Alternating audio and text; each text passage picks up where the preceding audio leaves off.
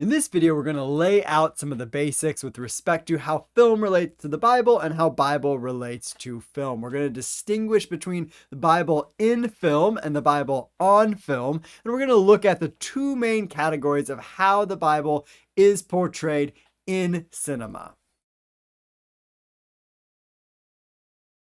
To begin, let's get out some definitions that are slightly different based on the preposition or the conjunction used between Bible and film. So first up, we have Bible on film, and this is primarily what this video is engaging. Those movies or cinema or films or even television series or shows that retell biblical content in its ancient context. So this is a representation of narrative from the Bible or narrative based on the Bible with expansions and adaptations set in its ancient context. To change the middle word to in film, this is going to be films that are a little bit looser with their biblical context, contemporary fictional films that make use of the Bible in different ways and to different degrees. So it might be just a very small use of the Bible. The Bible might appear as a prop in the film, or an entire paradigm or a theme might be taken from the Bible and used to create a fictional narrative. So there is still a relationship between the Bible and film, but the Bible is not being portrayed on film. And lastly, if we change the preposition on or in to the conjunction and, Bible and film refers to those studies, those scholarly studies that engage how the Bible is used in and on film. So sort of a category for studying the first two definitions there. And Bible and film is its own unique sort of subfield, both within the world of biblical studies, those who are trained as biblical scholars and sort of engage the Bible in its ancient context in their own scholarship, and those also who are trained as film or cinema scholars and primarily engage film and are interested more on the film side of things. So you have sort of both people that play on either side, doing biblical studies, trained as biblical scholars, or trained as film theorists or film scholars. And then also you get some that do a little bit of both. Some that maybe started as a biblical scholar and then picked up some film training, or maybe the direction went the opposite way. They began as film scholars, became really interested in Bible films, and so took up some scholarship on the Bible themselves. Because this field engages both film and the Bible, it's important to know a little bit about both. When it comes to film, one of the main affordances or one of the main benefits of films, one of the things that makes movies and cinema unique is its immediacy, is that it's sort of there, it doesn't leave a lot of space for imagining in one's mind how something is playing out, how the narrative is playing out, because it is visualized for you, because the sound is there for you. There's an immediacy, there's a sense in which the viewer of a film feels themselves in the presence of what is happening in the film in a way that is not necessarily the case with other media, such as a book where everything is imagined. It is not immediate in front of one's eyes. This means that when it comes to the Bible on film in particular, that these Bible films are sort of constrained by the conventions of film. That if every medium has sort of its advantages and its limitations, portraying the Bible on film means that it has to sort of meet the conventions or fall within the conventions of that particular medium, and also the limitations of that particular medium. And some of the unique things about film is that film and cinema are largely for the purpose of entertainment, or at least that's historically been one of their main uses. And that's tied up economically, that there's a massive economic industry that's tied to film and cinema, and that it's sort of that you need lots of money to create films, and you need to make money off of the films for them to be successful.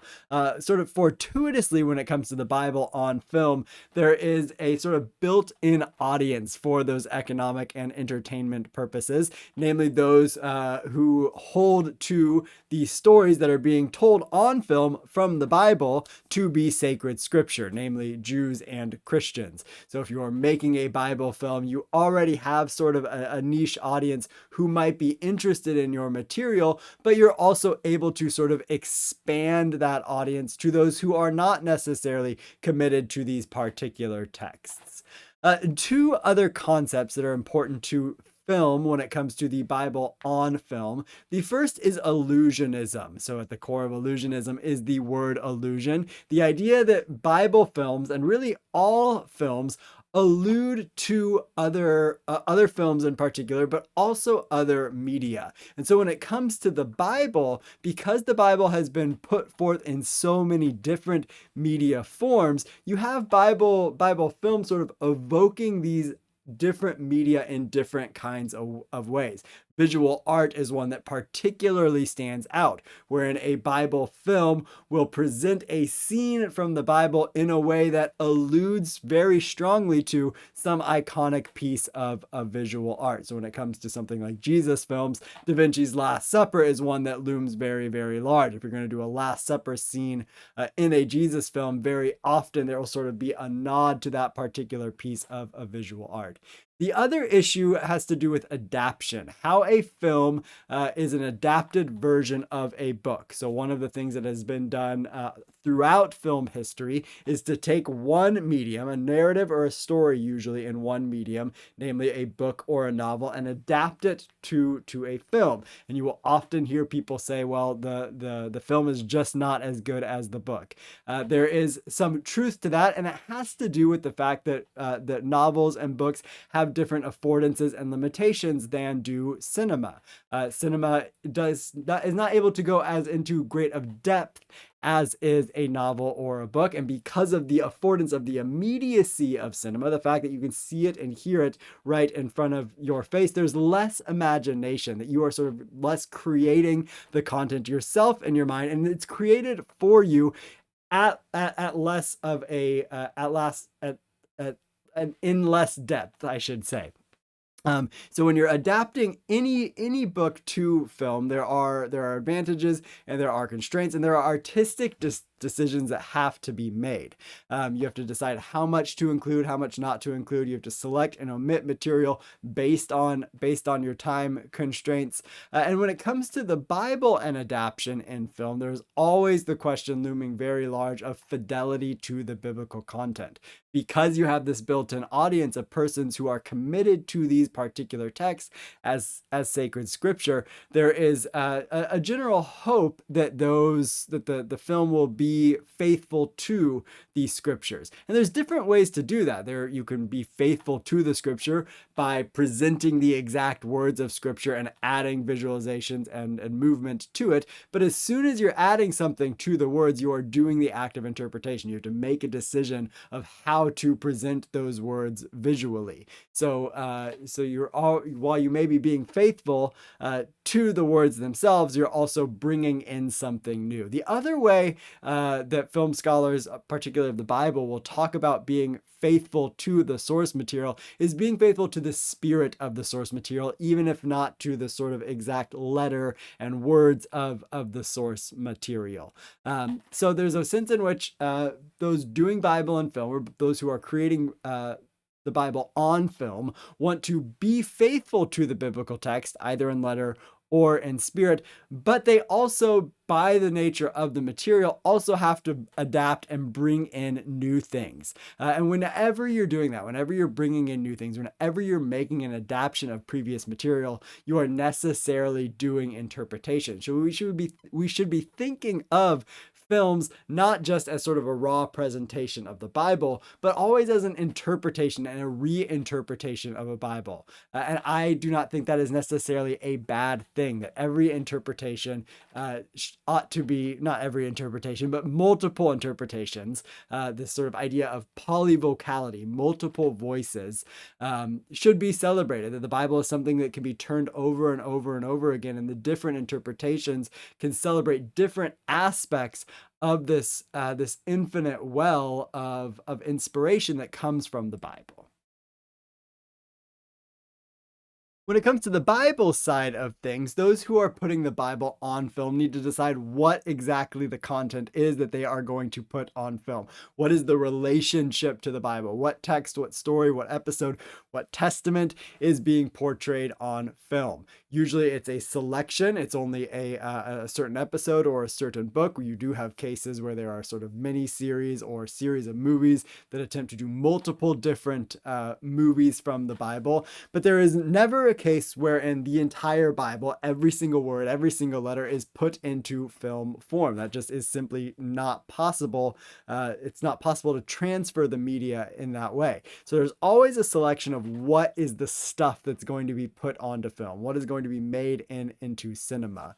And largely there's sort of three main categories of Bible's relationship to film. The first two are very much in the category of Bible on film.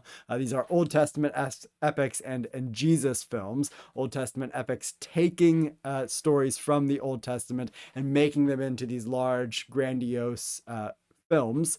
And there's a sense in which Jesus films also do that. They use the conventions of the epic genre that we'll talk about in just a moment here, but they focus particularly on the life of Jesus. When it comes to New Testament texts that are put onto film, most commonly it is Jesus. There are a handful of films that will do things like the Acts of the Apostles, the life of Paul, these kinds of things, but Jesus has been the main topic of the New Testament Bible on film. And then the third category here, peplum or sword and sandal films, are films that are sort of epic in nature and set usually in the Roman period, but could also be the biblical period more generally if you go back to the Old Testament context.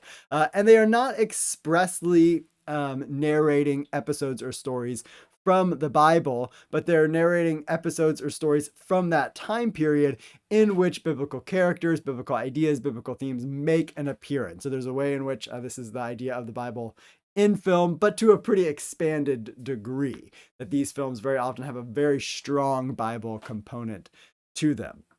And so when you are selecting this material, you're selecting the episodes, you're selecting what to represent, what Bible to represent on film.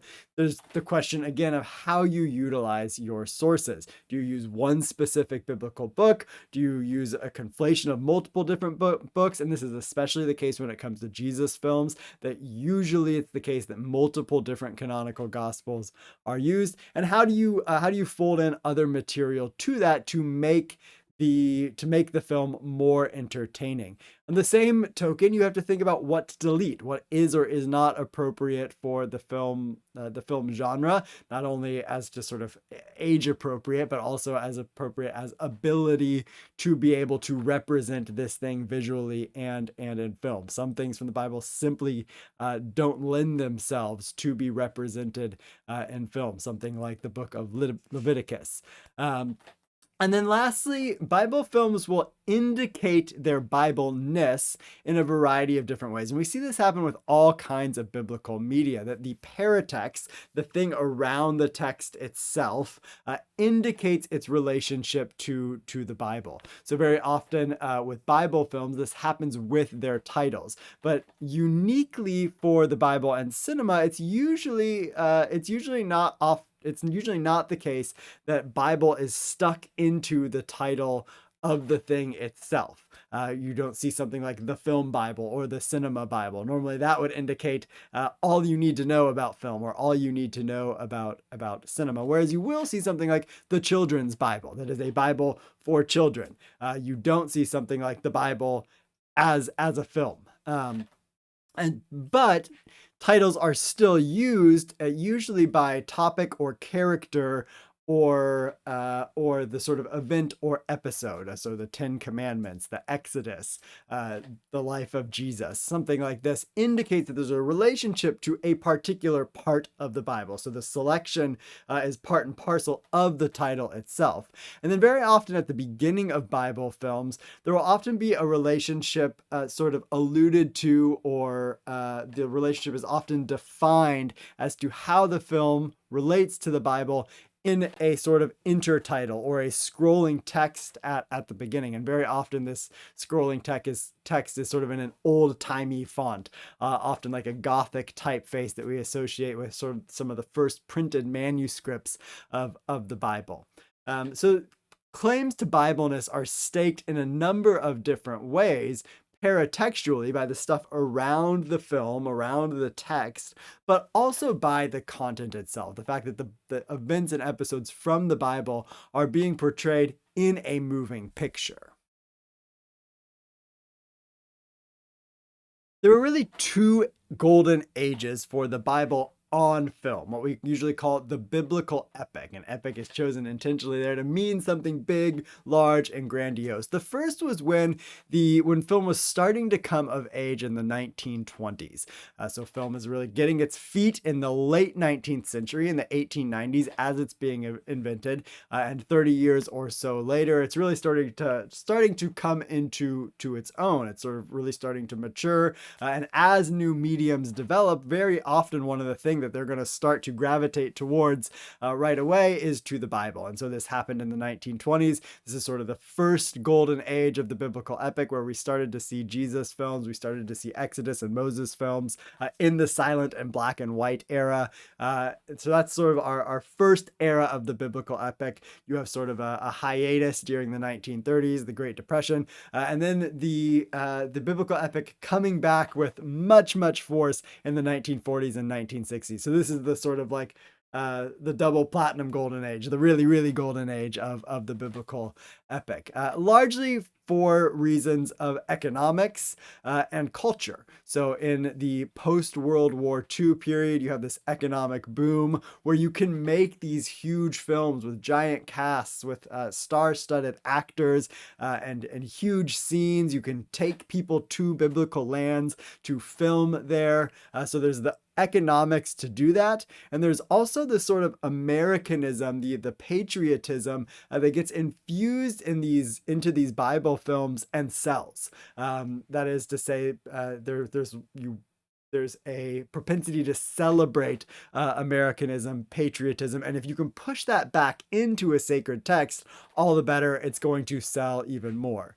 Another reason for the golden age of the biblical epic, the reason that it was so popular, is the Bible sort of got a special dispensation from censorship code when it came to things like sexuality, nudity, and violence. Because of what was being presented, the Bible, Scripture, these films sort of got a special dispensation to be able to present these things in a way that other films of this particular era did not. That eventually would be lifted, and is one of the reasons for the decline of the biblical epic eventually, which we'll talk about in just a moment here.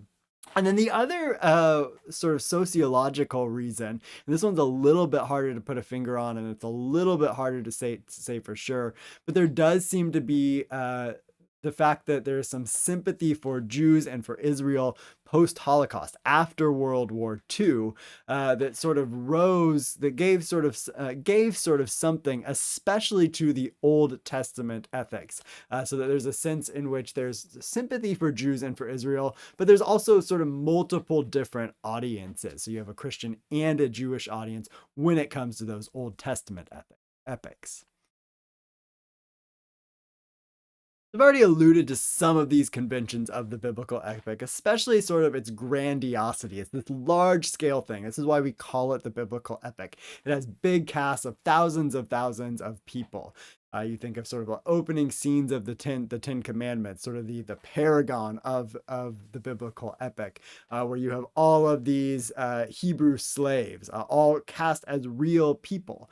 So big, huge casts, big, huge scenes and spaces, very often recorded in biblical lands. In some select cases, especially with the greatest story ever told, you have it recorded in the deserts of the Southwest United States, which is an interesting choice in itself. But you also have bigness as far as the casting. You get these big name Hollywood stars that people know, and because of the economic boom of the post-World War II period, you can pay them. You can have multiple different big name Hollywood stars in your biblical epic film. And when you costume these people, these well-known figures, sort of in the pepla, the plural of peplum, into the togas, and sort of the biblical garb, as it were, there you have this contrast between the big name star, as Adele Reinhardt puts it, charmingly at odds with the biblical garb is charmingly at odds with the big name star. So people like to see that sort of contrast.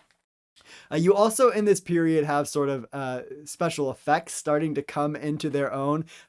Color films have been around for a while at this point, but you're able to sort of present things in color and do effects in film, and sort of and the biblical epics sort of really celebrate that, and they also have a lot of fodder for that insofar as what is in the material of the Bible itself. And then lastly, one of the other things that biblical epics do is they allude to other Bible movies. That there's sort of this interconnection. We've also talked about how there's also an interconnection between other biblical media. And that sort of provides a satisfaction to the audience to say, oh, I recognize that from this other film. When you can make those connections, there's sort of a mental or an intellectual satisfaction to doing that kind of thing. And the biblical epics very often relish in making that move.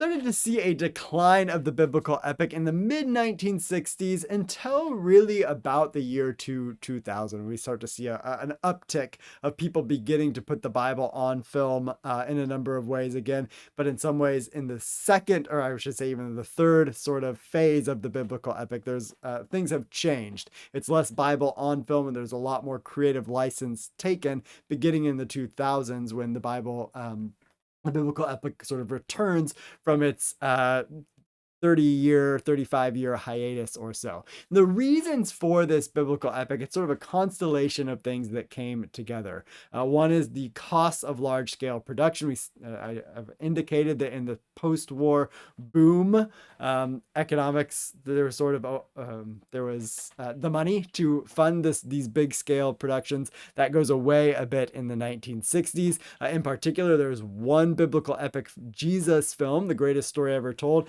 that had a massive budget and was a massive flop at the box office, and it sort of was a warning sign to anyone else who might create another biblical epic that this becomes a little bit risky to spend so much money. You may not recoup your costs. The Greatest Story Ever Told did not break even at the box office, but a couple of other reasons as well. In the 1960s, televisions are getting into more homes.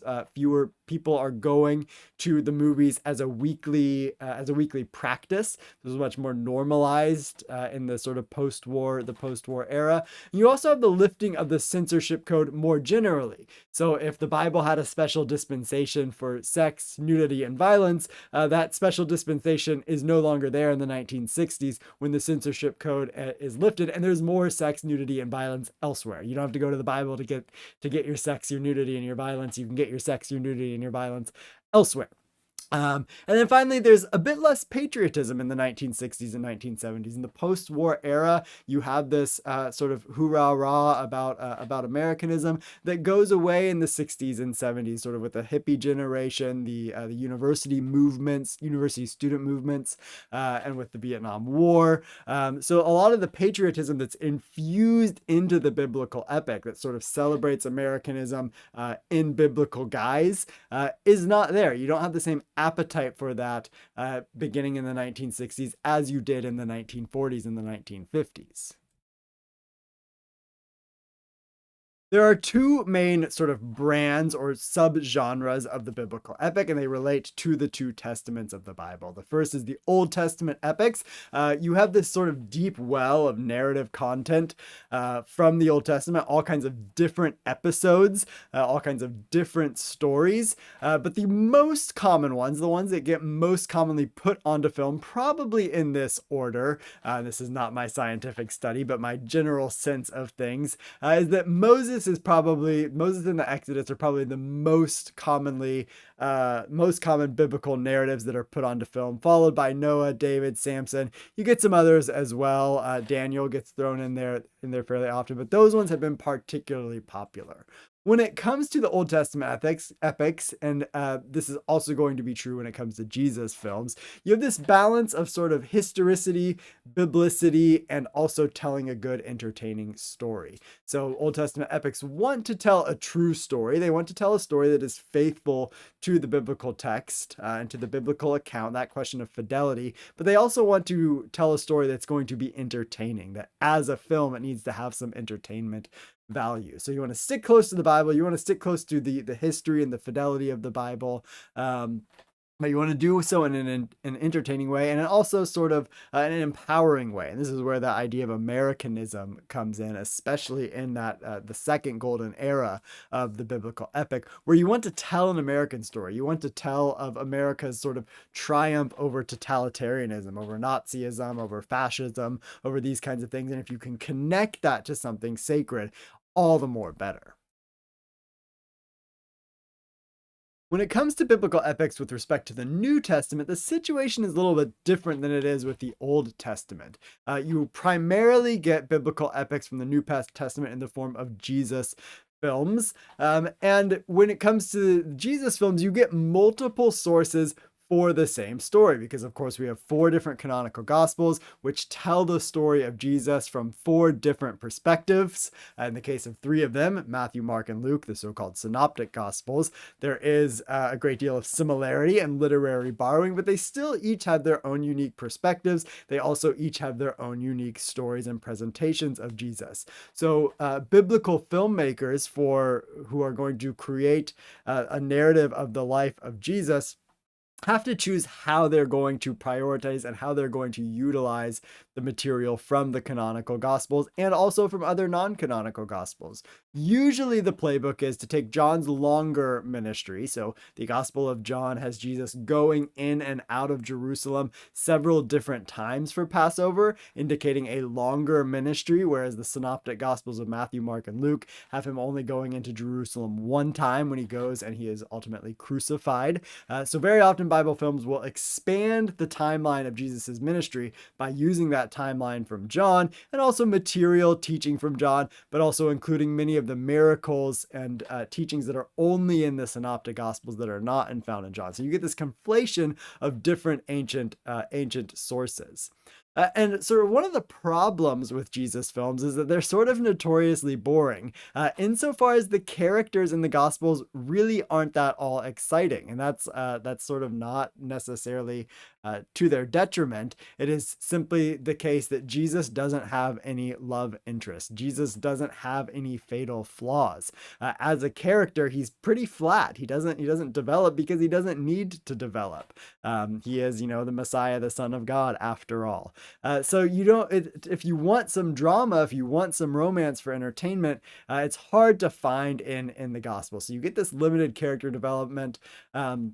And Jesus films often get presented sort of then as biopics. That is to say, feature-length films that are sort of fictional biographies that try to fill in the gaps in as entertaining ways as possible. So they're giving you some history. They're also trying to give you some story and some entertainment, but primarily they're sort of historical in nature. And so then they get judged. Historically. But nonetheless, you have to fill in the gaps somehow. Very oftentimes, but Jesus films will take sort of bits from the canonical gospels and they'll use them sort of as little islands that are strung along, and then what is strung between the parts that actually comes from the canonical gospel text is filled in with added material, whether it be non-biblical material from non-canonical sources about the life of Jesus, non-canonical gospels that are sometimes have more flashy, interesting things going on in them, or sometimes invented material altogether. And so, especially in more modern Jesus films, and particularly in something like The Chosen, you get a lot of development of the character that's then connected to what you actually do find from the biblical text. So you get this sort of this island of what comes from the biblical text itself, and the stuff that is that gets you to that island sort of fills in other materials so that you experience what's there, what's on the island, what's in the biblical text from a new perspective, which is sort of a really interesting and again an interpretive move. It makes you consider the Bible, consider the gospel text in a way that you would not have had you not engaged all of the stuff that came before it. So there's always gap filling going on. There's always interpretation going on when it comes not only to Jesus films but to Bible films and really historical films more generally.